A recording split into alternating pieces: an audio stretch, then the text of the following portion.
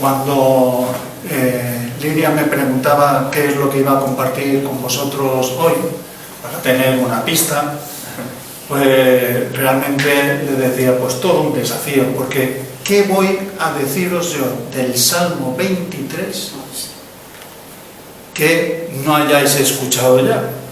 Así que me acabo de poner realmente una soga al cuello, ¿vale? Lo primero es daros las gracias por la confianza de invitarme otra vez, ¿vale? Os habéis atrevido a hacerlo, así que, bueno, ya vosotros. Muy bien. El siglo XXI es el siglo en el que lo tenemos todo.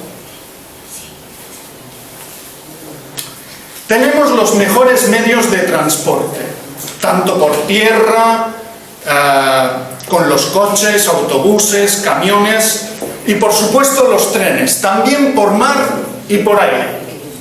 Tenemos los mejores medios de comunicación de la historia. La imprenta, el gran invento del Renacimiento, la imprenta, ha llegado a ser un invento obsoleto al lado de Internet. Hoy es posible hablar, ¿qué digo? Hacer una videollamada grupal con personas en cualquier parte del mundo con un aparato de bolsillo que llamamos móvil. Tenemos los mejores avances en temas de salud. Enfermedades que antaño eran sinónimo de muerte, como la diabetes. La diabetes era una enfermedad terminal. Pues hoy están perfectamente controladas. Sin embargo, a pesar de todo este progreso, vivimos en la sociedad más solitaria y más insolidaria de la historia. Pudiendo exterminar el hambre, la riqueza está en manos de unos pocos a pesar de los móviles. Podemos sentirnos y sentir el profundo vacío de la soledad. No conseguimos lo que queremos y no hemos conseguido exterminar el dolor ni el sufrimiento. Como diría un autor hace miles de años, vanidad de vanidades, todo es vanidad. Buscamos la satisfacción de este sinsentido, pero no lo encontramos en nosotros mismos, porque olvidamos sencillamente que somos seres creados por Dios y que solo en Él podemos hallar la verdadera razón de nuestra existencia. Teresa de Ávila reconoció que solo en la relación con Dios encontramos la genuina satisfacción del ser. Lo expresó con el siguiente poema: nada te turbe, nada te espante, todo se pasa, Dios no se muda, la paciencia todo lo alcanza. Quien a Dios tiene, nada le falta, solo Dios basta. Observemos lo que dicen los versos 7 y 8. Quien a Dios tiene, nada le falta. Nada le falta. Pero mucho antes que Santa Teresa hubo otro poeta que también reflexionó sobre el mismo asunto.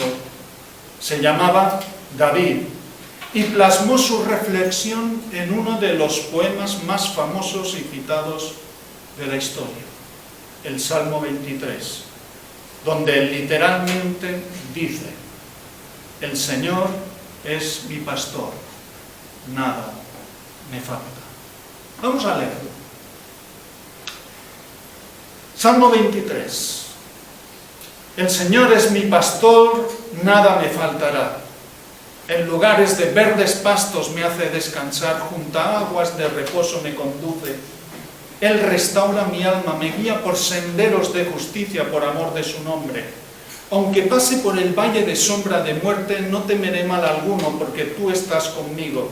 Tu vara y tu cayado me infunden aliento. Tú preparas mesa delante de mí en presencia de mis enemigos. Has ungido mi cabeza con aceite, mi copa está rebosando. Ciertamente el bien y la misericordia me seguirán todos los días de mi vida, y en la casa del Señor moraré por largos días. Como si se tratara de una ventana mirando nuestro mundo, el poeta David describe la verdadera esencia de la naturaleza humana. Una humanidad ligada, vinculada a su Creador. Reconoce que el sentido real de su vida solo se encuentra en el redil del Creador, donde él, como oveja, pertenece al Señor, su pastor. En él encuentra todo lo que necesita, la provisión para cada día, la guía para su caminar, el aliento en la adversidad y el gozo de existir. Nada le falta. La clave del poema está en su primera frase. Jehová es mi pastor. Es la realidad que lo cambia todo. Me gustaría que me acompañarais en la reflexión de lo que supone tener a Dios como pastor. Por esa razón os invito a descubrir las 4 consecuencias de tener a Dios como pastor. El que tiene a Dios como pastor, nada le falta en la provisión, nada le falta en la dirección, nada le falta en la aflicción y nada le falta en la bendición. La primera consecuencia de tener a Dios como pastor es que nada falta en la provisión. En lugares de verdes pastos me hace descansar, junto a aguas de reposo me conduce. Las ovejas dependen completamente del pastor. Necesitan que el pastor las guíe a lugares de pastos y manantiales de agua. Son unos animales indefensos, torpes y desorientados. Y eso habla de las falsas expectativas que tenemos de nosotros mismos. Porque no somos ovejas, somos seres humanos. ¿Sabéis cómo? Independientes y autosuficientes. Nos esforzamos por conseguir trabajo con el que ganar el sustento de cada mes y así valernos por nosotros mismos. No necesitamos que nadie nos acompañe, como mucho aceptamos alguna ayuda de vez en cuando, un curso de aquí, una charla de orientación por allá, pero poco más. Alcanzamos nuestros logros por nuestro propio esfuerzo. Y así nos va. Somos como un agricultor que olvida que no tiene poder ninguno para hacer crecer una semilla o que un árbol de fruta. No tiene poder ninguno. Nos hacemos la ilusión de que mantenemos el control sobre nuestro tiempo, sobre nuestras circunstancias, para descubrir que de repente un accidente nos deja inválidos. Una enfermedad da el traste con nuestros sueños. Una guerra tumba la economía mundial. O una burbuja inmobiliaria nos hace perder la casa de nuestra vida. Nuestra fragilidad es abrumadora. Y la clave está en nuestra identidad. El salmista toma conciencia de su identidad. El Señor es mi pastor. Es decir, asume conscientemente su rol de oveja. Esto significa que reconoce sus límites, sus debilidades, que no tiene el control, que el pastor es soberano, Señor, que no lo sabemos todo, que somos dependientes del pastor. Fijaos, el pastor los lleva a aguas verdes, a verdes pastos y aguas tranquilas.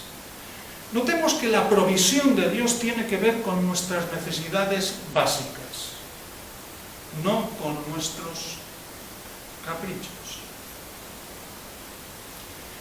La palabra hebrea para faltar tiene este sentido, es decir, nada faltará de lo fundamental. Sin embargo, que Dios vaya por delante, vaya pasos por delante de nosotros para cubrir nuestra necesidad de provisión, no significa que vamos a carecer del sentido de necesidad. La invitación que nos ofrece el pastor, y ahora ya no somos ovejas, es a no caer en la trampa de la ansiedad. ¿Os acordáis las palabras de Jesús en el Sermón del Monte? Por tanto, no os preocupéis diciendo qué comeremos o qué beberemos o con qué nos vestiremos, porque los gentiles buscan ansiosamente todas estas cosas, que vuestro Padre Celestial sabe que necesitáis todas estas cosas, pero buscad primero su reino y su justicia, y todas estas cosas os serán añadidas. Por tanto, no os preocupéis por el día de mañana, porque el día de mañana se cuidará de sí mismo, bástale a cada día sus propios problemas. En las palabras de Jesús encontramos una invitación a descansar sosegadamente en los valores del reino de Dios, a confiar en su provisión. Supongo que todos habéis oído hablar de un tal George Mueller, del siglo XIX, que uno de sus grandes ministerios fue la fundación de unos cuantos orfanatos para dar alimento a niños que no tenían nada en la Inglaterra de aquella época. Él oraba cada día confiando en que Dios proveería. Una mañana no había ni pan ni leche. Müller oró: Señor, gracias porque tú eres nuestro pastor. Minutos después, un panadero y un lechero tocaron a la puerta. Sus carros se habían averiado, ¿dónde? Justo enfrente del orfanato. Aquella mañana los niños desayunaron: gracias, al nada me faltará, que escribió David. Cuando tomamos conciencia de nuestra identidad en Cristo, nuestro buen pastor, y descansamos en sus promesas, bondad, fidelidad y amor, valores todos ellos del reino de Dios, descubrimos los verdes pastos y las aguas tranquilas de su provisión. Cuando estés sin trabajo o te falten las fuerzas, aférrate a tu identidad y a tu vínculo con el Señor como tu pastor. Nada falta en la provisión. La segunda consecuencia de tener a Dios como pastor es que nada falta en la dirección. Versículo 3. Él restaura mi alma, me guía por senderos de justicia por amor de su nombre.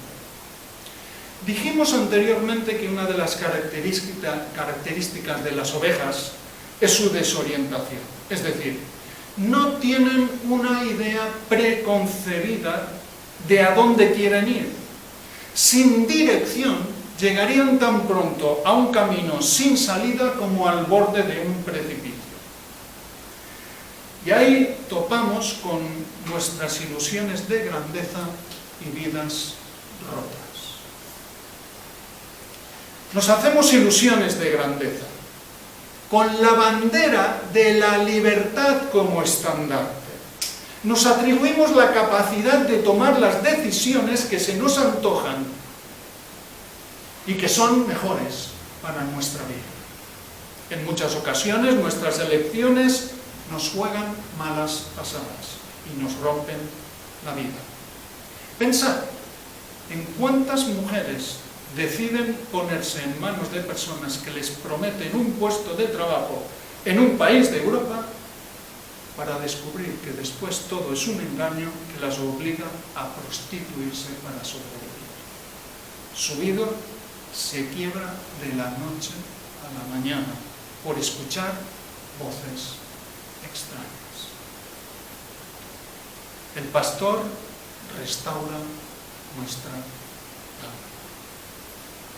Pero consciente de nuestra debilidad, el pastor se ocupa de confortar nuestra alma perdida por escoger un mal camino. La idea del confortará mi alma de la versión Reina Valera tiene el sentido de restaurar, recomponer. Rafi y un servidor en el ministerio pastoral que hemos desarrollado especialmente durante más de 30 años en Andalucía, hemos visto vidas restauradas de las drogas, de la adicción a las drogas, de la práctica de un aborto, de familias desestructuradas, de abuso. Es decir, Dios, el pastor, se ocupa de restaurar los pedazos rotos de nuestra alma, de sanar las heridas de nuestras malas decisiones, de nuestras acciones equivocadas. En su misericordia aún nos libra de peores consecuencias. Me guiará por sendas de justicia. El pastor no solo se ocupa de recomponer nuestros pedazos rotos, sino de proveer una nueva dirección, las sendas de justicia. Es decir, caminos de rectitud en los que nuestras decisiones contribuyan a nuestro bienestar moral y espiritual y el de los demás.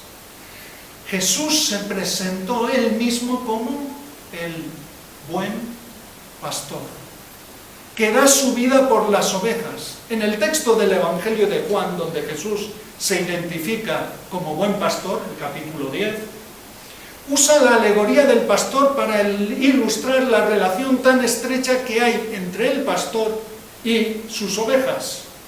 Dice en versículos 27 y 28 de Juan 10, mis ovejas oyen mi voz y yo las conozco y me siguen, y yo les doy vida eterna y jamás perecerán y nadie las arrebatará de mi mano. Mis ovejas oyen mi voz y yo las conozco y me siguen. Ahora solo necesitamos entonces ¿qué?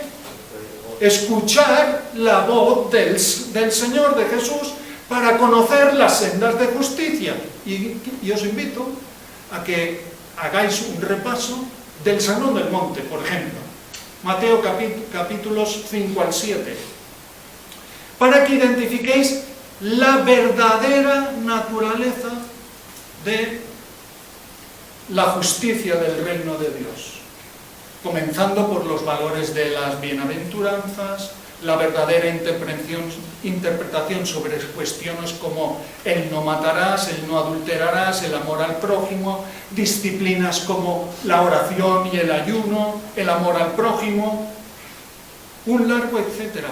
Todas instrucciones de vida, es decir, sendas de justicia. que si el mundo fuese capaz de poner en práctica, mejor le iría. Pero son instrucciones, ¿para quiénes? Para los que oyen la voz del pastor, para aquellos que le conocen, que le aman y que se saben amados y aceptados por él. Esto significa que somos llamados a tomar en cuenta la voz del pastor a la hora de tomar decisiones. La verdadera libertad, fijaos lo que voy a decir, la verdadera libertad no consiste en la capacidad de decidir, sino en tomar la decisión correcta, justa, porque solo en las sendas de justicia podemos hallar la mejor dirección en nuestras vidas. Atención, la mejor versión de nosotros mismos. Nada falta en la dirección. La tercera consecuencia de tener a Dios como pastor es que nada falta en la aflicción.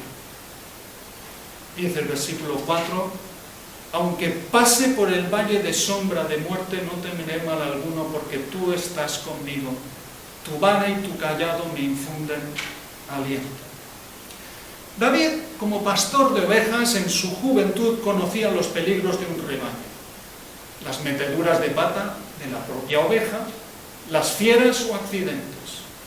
A estas situaciones tenía que estar preparado el pastor. A veces perdía alguna oveja, en algunas ocasiones salían heridas. Tan solo la aparición en escena de alguno de estos peligros suponía un valle de sombra de muerte para el rebaño. Las armas de las que disponía un pastor para defender el rebaño eran la vara y el cayado, quizá una honda, que era el tirachinas antiguo, ¿vale? El valle de sombra de muerte. La figura del valle de sombra de muerte es una metáfora que ilustra una situación de riesgo o aflicción que pone en jaque nuestras vidas, incluso al punto de ver la muerte en proximidad, y no necesariamente como metáfora. La aflicción suele estar unida al sentimiento de pérdida profundo, como la muerte de un ser querido, pasar por un proceso de divorcio, la pérdida del trabajo o el estrés en el propio trabajo, la mengua de facultades físicas, invalidez, la pérdida de salud o el anuncio de una enfermedad de riesgo cuando no terminal. Para nosotros ha sido durísimo este mes de diciembre y enero,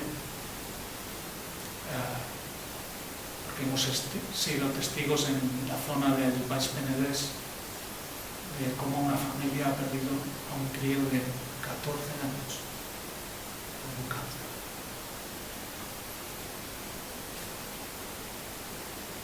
A estas experiencias las podemos llamar valle de sombra de muerte.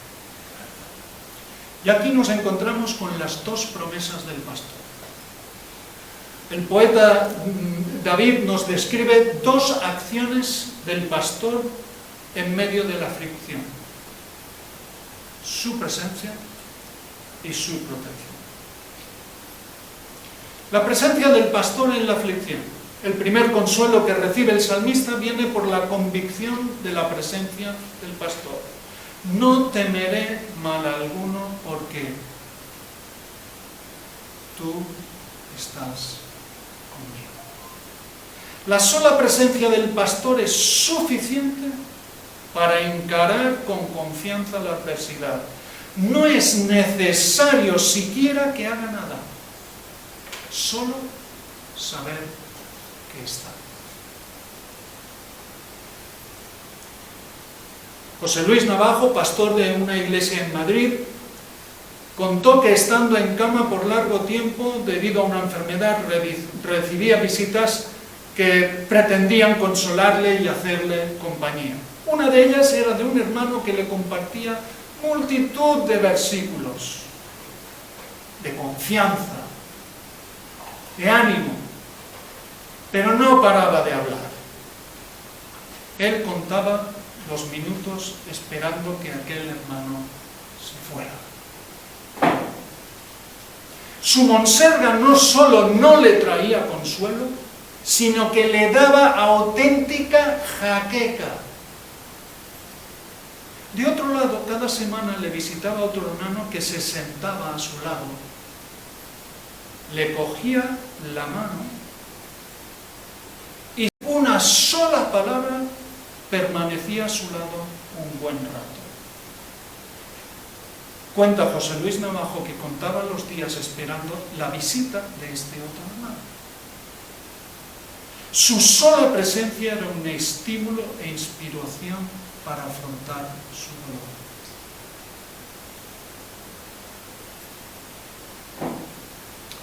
El Señor no nos ha prometido que va a librarnos de la aflicción, pero sí ha prometido que va a estar a nuestro lado. Escribió el profeta Isaías: no temas, porque yo estoy contigo. No te desalientes, porque yo soy tu Dios. Te fortaleceré, ciertamente te ayudaré, sí, te sostendré con la diestra de mi justicia. La protección en la aflicción. Para ilustrar la protección, el salmista usa las figuras de la vara y el cayado, instrumentos que en manos del pastor sirven para la corrección y la protección. Tu vara y tu cayado me infunden aliento. La vara servía para hacer frente a las fieras, mientras que el cayado, que tenía esa forma curva, podía servir de apoyo para rescatar a una oveja de un peñasco o un forzado. Cuando nos encontramos en dificultad, una dificultad que nos supera y supone un enfrentamiento hostil, nunca olvidemos, si Dios es por nosotros, ¿quién estará contra nosotros? Da igual el tamaño del problema. El pastor es el soberano de la tierra, el creador del universo. David lo experimentó personalmente cuando se enfrentó al gigante Goliat, siendo él tan solo un crío, un adolescente. Por difícil que nos parezca, nuestra confianza, aliento y esperanza frente al valle de sombra de muerte están en el pastor que está a nuestro lado y pelea por nosotros. Nada falta en la aflicción. Y la cuarta consecuencia de tener a Dios como pastor es que nada falta en la bendición. Versículos 5 y 6. Tú preparas mesa delante de mí en presencia de mis enemigos. Has ungido mi cabeza con aceite, mi copa está rebosando. Ciertamente el bien y la misericordia me seguirán todos los días de mi vida, y en la casa del Señor moraré por largos días. En este punto observamos cómo el poeta se siente absolutamente abrumado por la magnitud de la bendición que supone para él la relación con el Señor como pastor. En esta sección del Salmo cambia la perspectiva del pastor. Ahora el pastor se convierte en anfitrión, dando una auténtica bienvenida, una auténtica fiesta de bienvenida a su oveja. Esta bendición tiene varios niveles. hospitalidad, valores y trascendencia. Vamos a ver la bendición de la hospitalidad. El salmista emplea 3 figuras para expresar la bendición de la hospitalidad: la mesa, el aceite y la copa. Con la primera figura, preparas mesa delante de mí, destaca el banquete que Dios nos prepara para recibirnos. Nos prepara un banquetazo. Pero fijaos, independientemente de las circunstancias, porque dice, preparas mesa delante de mis enemigos. Aunque esas circunstancias sean hostiles, el Señor te prepara un banquete para que lo disfrutes. Para Dios es una auténtica delicia disfrutar de nuestra presencia. ¿Lo has pensado bien? No que tú te goces de la presencia de Dios, no. Que Dios disfruta de tu presencia. La figura de ungir con aceite tiene el sentido de bienvenida. En Oriente, en aquella época, ungir a un invitado con aceite era una señal de bienvenida al hogar. Dios se complace en aceptar nuestra presencia en casa. Y la imagen de la copa rebosando puede tener más relevancia para algunos de nosotros que para otros. ¿Te imaginas que la copa de tu cerveza favorita o de tu vino favorito, pero no voy a decir la Coca-Cola porque eso sería rebajar mucho, ¿vale? Pero bueno, si es la Coca-Cola lo que te... pues que esa copa no se vaciara nunca. La ilustración de bienestar y gozo en la bendición es abrumadora. Con estas 3 figuras acentúa la alegría, la satisfacción por disfrutar de nuestra presencia. Reflexionar en la bendición que Dios nos ofrece nos tiene que sobrecoger el alma. Tiene que dibujar una sonrisa permanente en nuestro rostro. Que Dios se alegra de tenerme con Él en casa. Pero fijaos la bendición en valores. El salmista declama que el bien y la misericordia le acompañarán toda la vida. Con esto está diciendo que el bien y la misericordia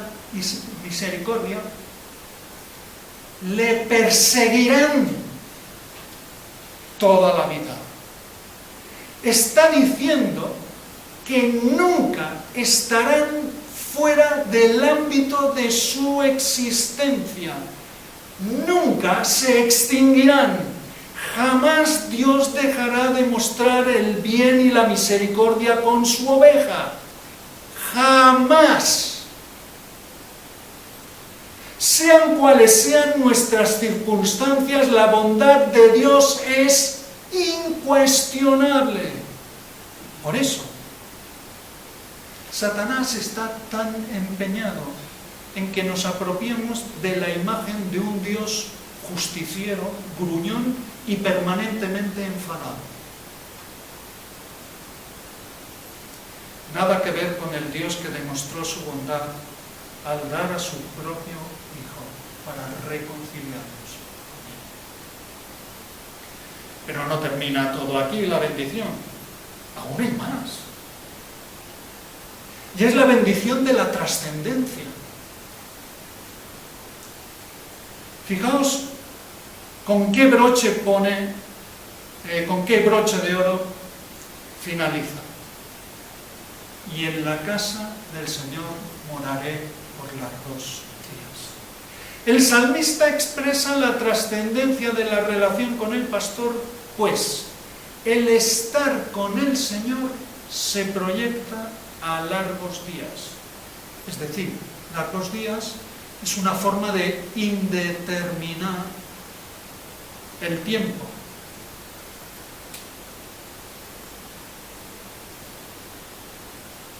Por lo tanto, lo que está hablando es de eternidad.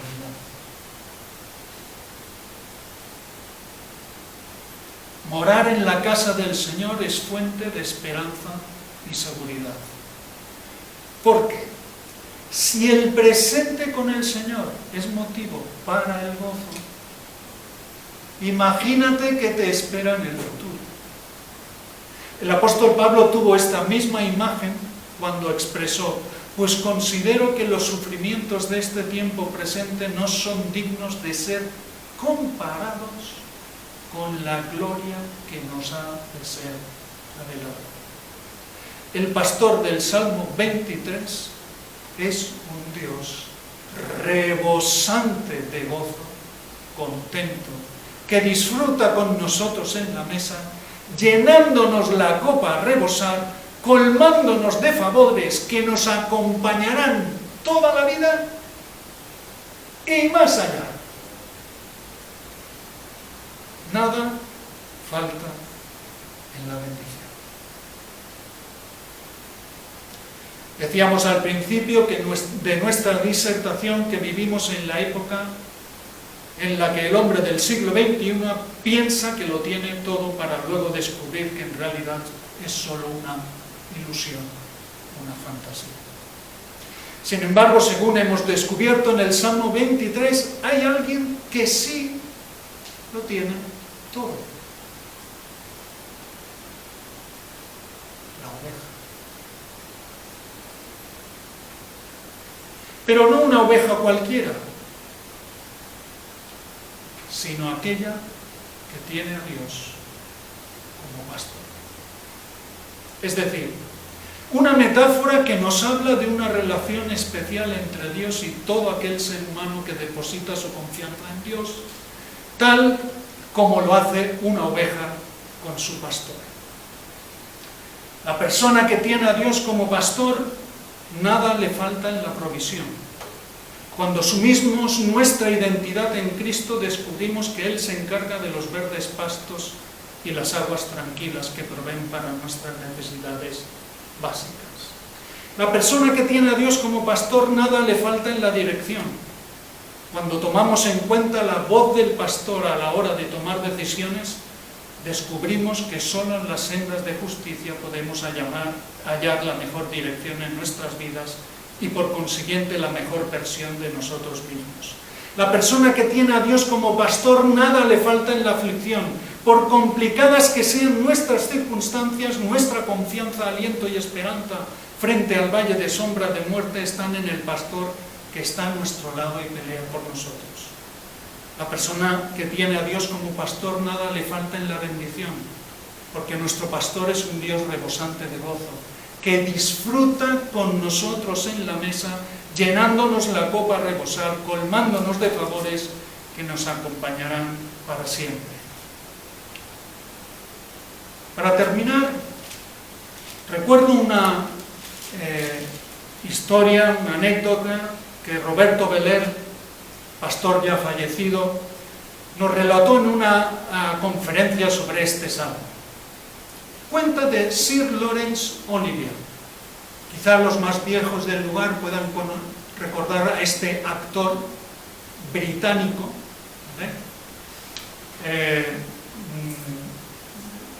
a tal punto que obtuvo el título Sir Laurence Olivier. Pues fue invitado a una graduación en la Universidad de Cambridge. Llegado su turno, le pidieron que recitara un poema.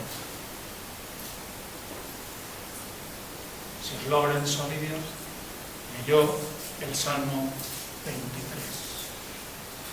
The Lord is my shepherd. En inglés. La dicción fue clara y la declamación exquisita. Cuando terminó, la audiencia prorrumpió en un aplauso. Entonces se levantó el decano de la universidad, un tal Mr. Pitt. Pidió leer también el Salmo 23.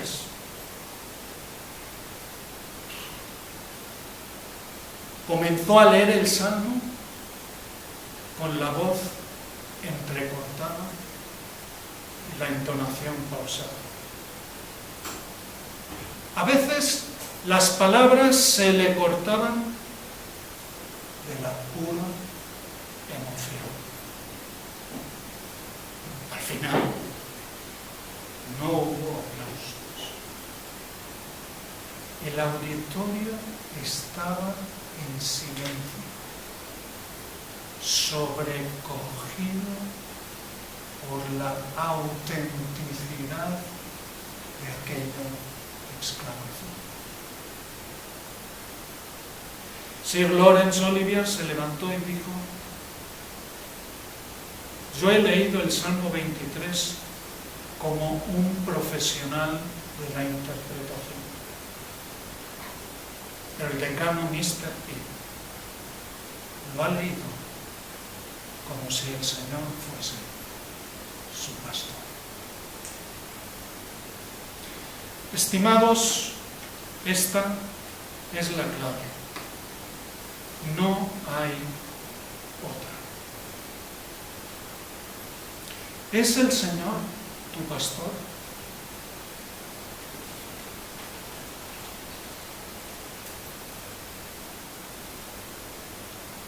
¿Le conoces así?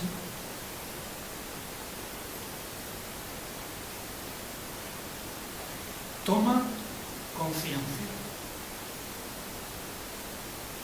Acepta el desafío. Comienza la aventura y abandónate en su regazo. El Señor es el pastor.